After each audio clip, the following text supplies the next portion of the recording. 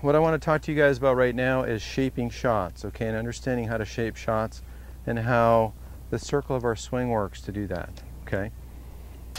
I've got an aim line, I've got a target line on the ground, a couple yellow sticks, and you've got stations with the same setup that we're going to go to here in a few minutes after you kind of get this understanding.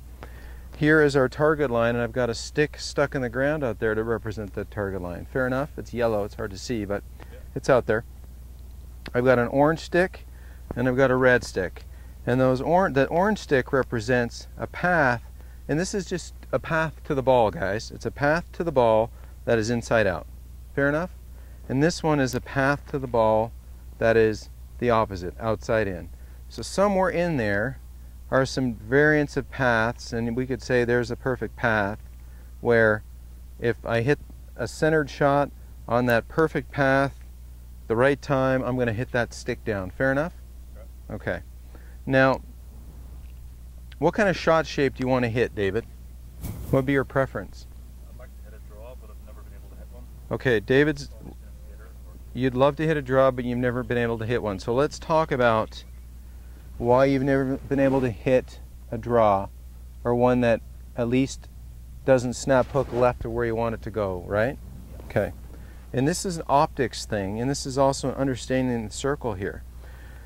So when we played golf yesterday, you hit a couple lovely shots, and of course you hit the one good drive on the par 5, and that was probably due to the fact that it was a bit of a toe shot, okay, because the way you set up has a tendency with your shoulders to aim left, which would take my hula hoop and put it more on that red line over there to my left, wouldn't it? Okay. So if I'm going to hit a draw and my shoulders are aiming left, it's pretty hard to hit a draw unless I hit a pull draw like that. Fair enough? Pull draw. What we have to do to understand shot shapes, guys, and we're going to do this right now, and you're going to hit a variety of draws and pushes and perfect push draws and pulls and fades and pull fades here in a little bit to understand shot shape. Take a golf ball, everybody grab a ball, here you go, and hold up the lovely range stripers, and take a look at those 3 stripes, okay? Now if you hold, there's a striper right there by the chair, okay? You hold that striper straight up with the stripes vertically. Now if my hula hoop and my swing path is coming down and around, and my centered club hits that middle black line, and my club is aiming at my target, and I hit the middle of the golf ball below the equator, depending on what loft I have, I'm going to hit a straight shot. Okay? If my club is coming on from inside out and it hits that inside line on a direction inside out, kind of like this orange line, granted that's a little exaggerated, I'm going to hit a shot that goes out to the right if my face is square to my path. Everybody agree? Everybody understand that? Okay.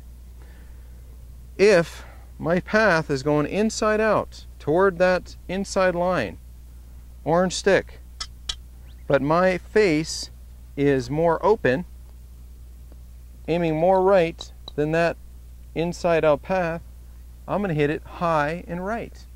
And let me demonstrate this. So I'm going to swing, I'm going to try to do my best to make my hula hoop do this. Abide by that aim line on the ground, the combination of those 2 yellow aim sticks, okay? But let's watch and see what the variety of ball flight can be if I have a reasonably good swing shape to my path. So here's high and right.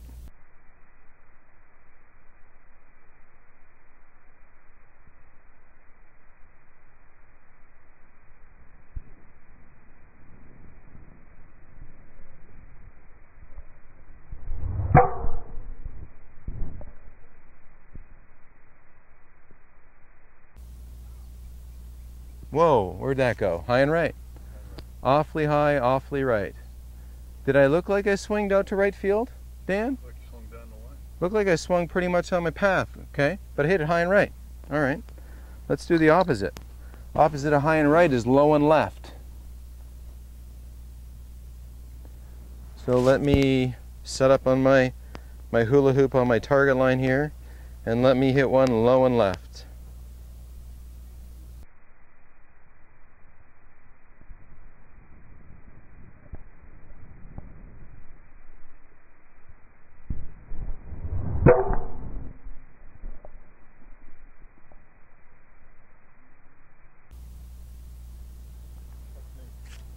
Okay, low and left. Okay, let's discuss the two collisions that occurred there based on a reasonable swing shape, okay? Let's discuss this. So, take your vertical golf ball with the 3 stripes and tip it over horizontal.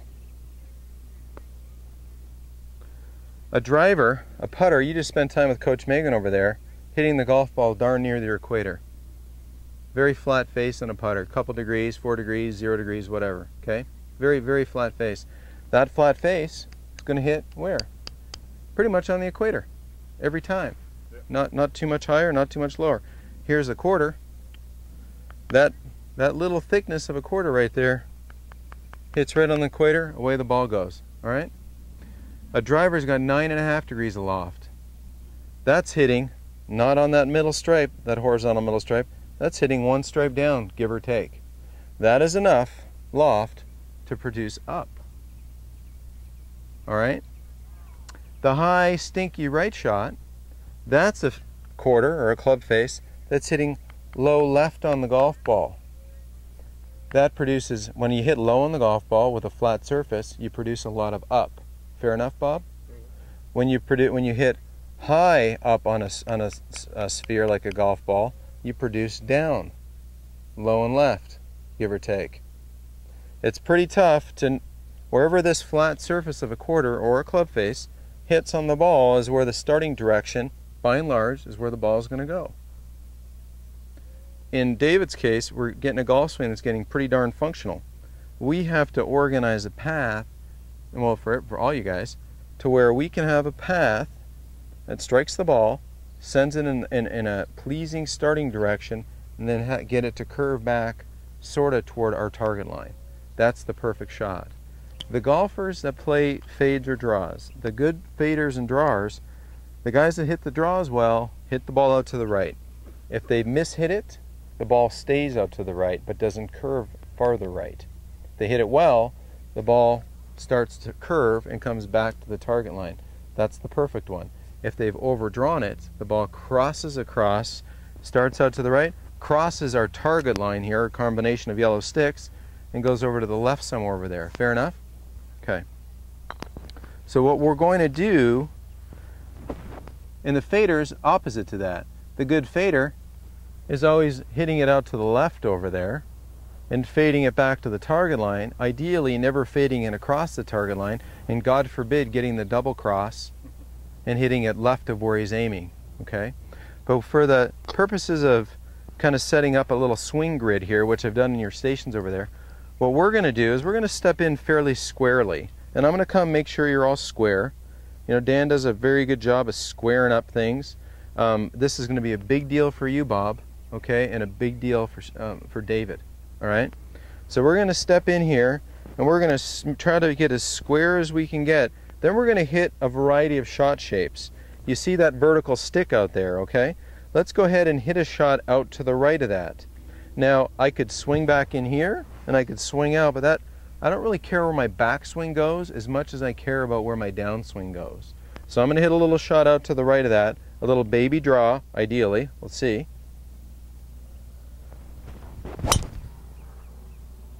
Okay, so what'd that ball do? It faded, rats. So I'll tell you why it faded. It faded, you're giggling, because I hit it on the heel. I didn't intend to hit it on the heel, and I'll discuss the fact that a club driver face is almost flat. It's got a bulge and it's got a roll. And when you hit something on the heel, even though my path was inside out, it produces a cut spin. Let's try that again. So my starting direction wasn't too bad. Did it start right of the post? Yeah. It did. Now let's see if I can get a more centered hit and watch what the ball characteristics will do.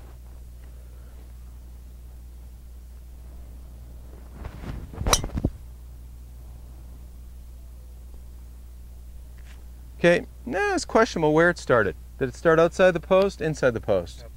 Outside? So that was a pretty tight draw. By the time I caught it in there, I couldn't quite see it passing the post, okay? But a pretty good little draw, right? So the combination of a pretty good little draw. Again, hold your golf ball up. Hold your stripes vertically. I had a path that was approaching the inside stripe. Fair enough? My club face didn't strike the inside stripe, nor did it strike the outside half of the golf ball. Because if it strikes the outside half of the golf ball, where do I hit it, guys? Low left. Okay? I hit just to the outside of my path, but inside my target line. And I know we're talking about dimples here, guys. Dimples. But that's what we're talking about. This thing's not very big in the first place. But when we're swinging a driver, to have a perfect little draw or a playable shot that has the tendency to draw is ideally what we're going to do. Is a shot that has a tendency to draw, that starts to the right, that doesn't go further right. Occasionally a heel hit will do that. It will make the ball have a bit of spin and go to the right. But our path is a little inside out. Orange stick. Our face is a little bit closed to the path fractionally, but it's not closed to the path beyond the target line. Because if it is, here's what you get. You won't get a shot that starts to the right of that aim stick out there. You'll get a shot that might be okay, might go in the left rough, might be playable.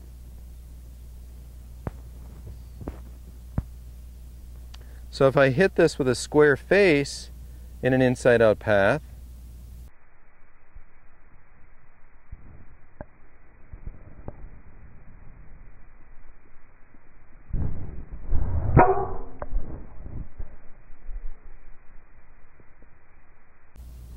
where's it going, guys? Okay. Past the draw. Exactly. So it started left of my target line stick and then drew, didn't it? Okay, so is that your miss right there, David? Yes. Okay. So we've got to sort out path and face a little bit. We're going to do that. And the way we're going to do it is by understanding the misses. So once you can understand your misses based on setting up in a grid like this to where you have knowledge of where you're aiming, that's why we have vertical sticks along your target lines out there. We're going to start off and do these little shots. Square up the best you can. I've even given you a ball line on the ground out there so that you can set in here and go, okay, I'm going to do this little cornerstone swing that we worked so hard on yesterday.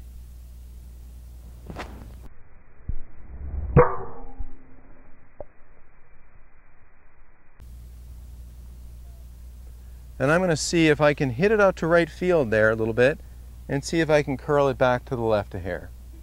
Didn't really curve, did it? Pretty straight, maybe tried to curve. We'll do it again. And we'll do a series of these. And we'll do a series of them that hit cuts too. Because what I want to show you with a cut,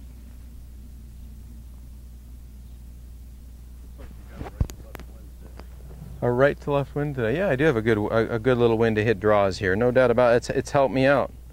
But it's not that big a wind. Oh, it's blowing now. It feels nice. But what you're going to notice is to hit a draw, isn't it a lot easier if my hula hoop is also further left? The more left my hula hoop is, guess what, guys? The more inside out I'm also striking. Do you see that? The more to the right my hula hoop is, by the time I get to the ball, the more outside in I'm striking. Is anybody not clear with that? Play it again now. Okay, so here I am hitting a shot.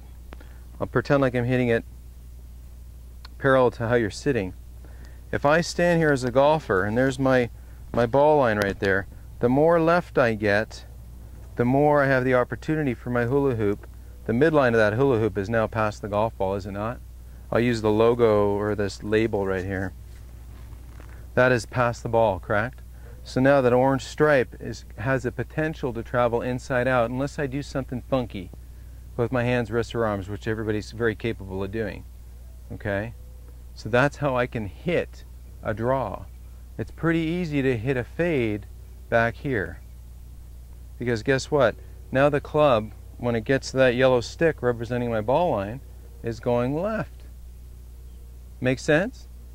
So in order to hit our best draws, you know, yesterday we worked on having this little bit of preempting the weight to the left so that we could have a little bit more down and out strike and hit some draws. And I saw you guys hit lovely draws, okay?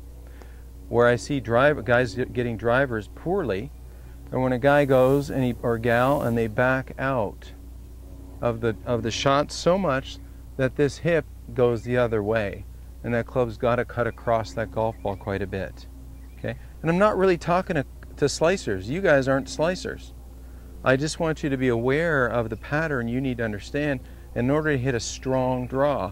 It's not going to be backing out. It's going to be staying left, getting to the ball, and then having a pivot.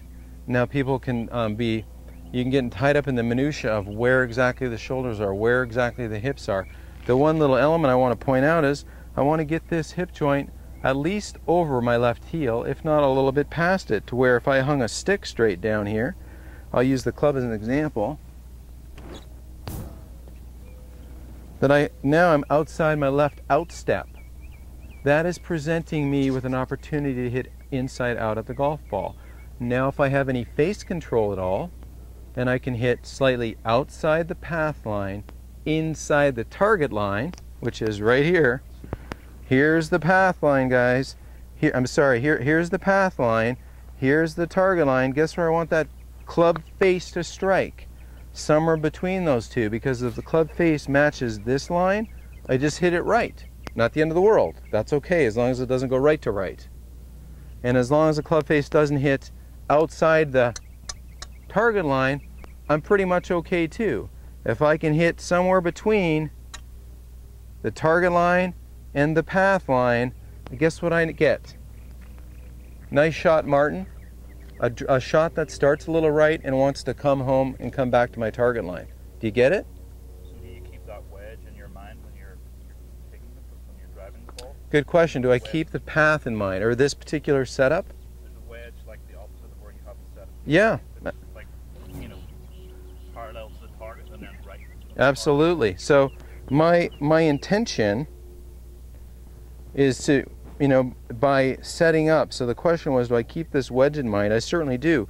But David, I'm preempting this approach by simply having my weight a little bit left. Because I've taken my hula hoop and I've moved it left. Guess what? I've created some inside out here by doing that alone. All right? Now it's a matter of having some decent face control, and that is a function of an effective grip and just getting some repetitions in to see where on the golf ball that sucker strikes it. So if I hit one, let's hit one.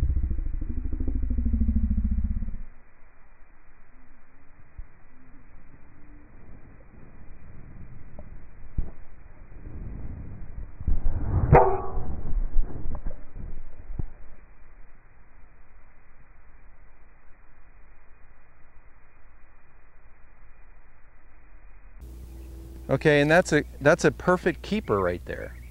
That thing started off just outside my target line, drew back to my target line.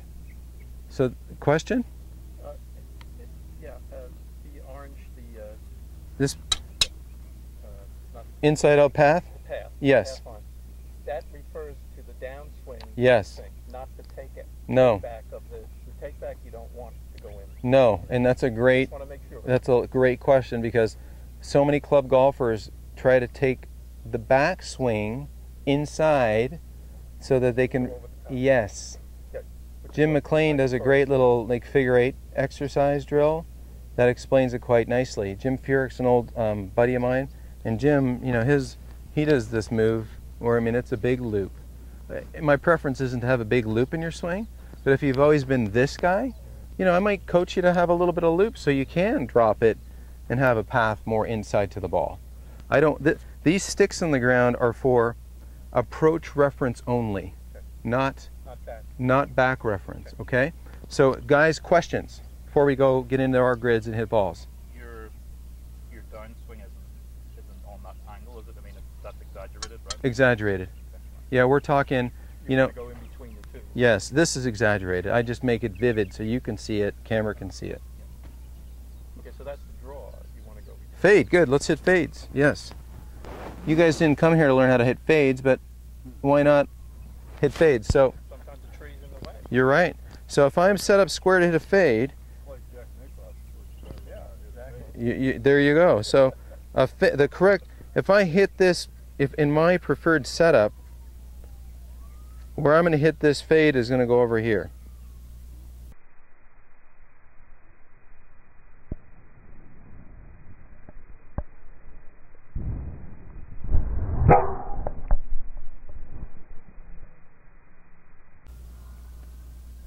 Okay, that's where I'm going to hit this fade.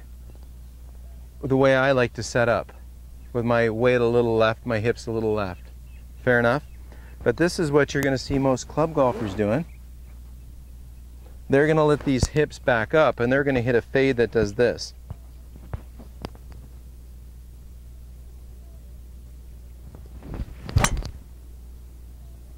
Now you didn't see, got below the horizon there, you didn't see much of a fade. But you see what I had to do to make it, just so I could swing on that red line? Over on the left side. You stayed on your right. I got way on my right side. I backed up out of it. And you play with guys like this all the time that do. Bob puts his hand up. You play with guys, 3 holes. you know. Body's telling me to get to the 19th hole. And Sure, beer. absolutely. Beer's lovely. But yeah, we want to let our hip get to the beer. But not back away from the beer, Bob. Any other questions and we'll get in the grid? No? You know what, be a guinea pig. Come on up here for a sec. Does this all apply to irons? Absolutely. Come on up here. This isn't your driver, but you'll do just lovely with it. So let's have you tee one up here. Understand the grid. Let's get as squarely as we can to the grid. When I say grid, it's just a series of sticks and lines. And I actually have one more line in here to help you further, and I'll just use the golf club at a 90 here for your left heel. Okay, so get that left heel in there. Nice. Now, we're going to take a soft little swing with our approach being on the orange stick inside out. And let's see what the ball does. And you can be the doctor of ball flight, Bob. Okay, so itty bitty swing, 100-yard swing. Show me.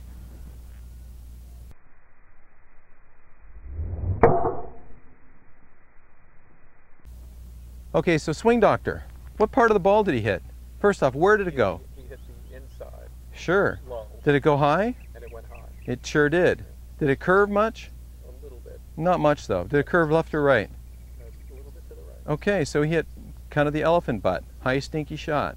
Went out to the right. He did. He hit the inside lower part of the ball. However, chances are that path was inside out. Okay, so now we got the path part figured out to hit a draw. All right, Dan, you're going to be the swing doctor here. So let's get the left heel on that ball line. We don't want the heel. There you go.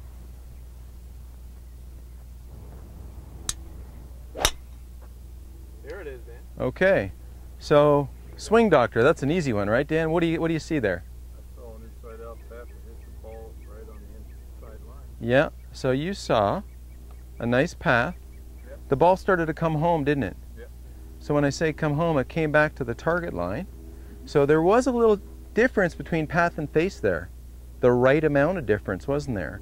The perfect draw guy has that little inside out path at contact with the face a little bit closed to the path, but not more closed than the target line.